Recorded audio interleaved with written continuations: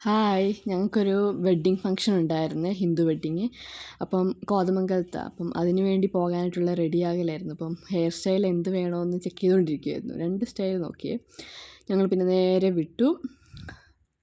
കുറച്ച് ലേറ്റായിരുന്നു, റെഡിയായിട്ടൊക്കെ വരണ്ടേ. അതുകൊണ്ട് വേറെ ടൈമൊന്നും പിന്നെ കളയാതെ നേരെ അങ്ങോട്ട് പോയി.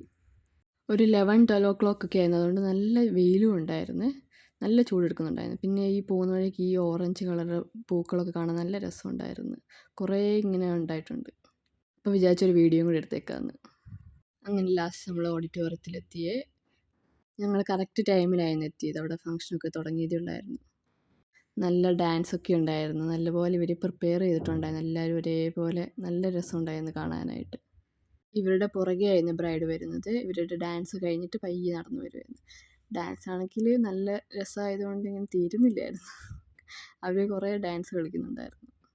അങ്ങനെ ലാസ്റ്റ് സ്റ്റേജിലേക്ക് പോവുകയാണേ. ഫ്രണ്ടിൽ തന്നെ എന്തായാലും വന്ന് വീഡിയോ എടുക്കാനായിട്ട് പറ്റി. കുറേ പേരുണ്ടായിരുന്നു. പിന്നെ ഞങ്ങൾ എങ്ങനെയൊക്കെയോ ഫ്രണ്ടിൽ വന്ന് വീഡിയോ ഒക്കെ എടുക്കാനായിട്ടുള്ളൊരു സ്കോപ്പ് കിട്ടി.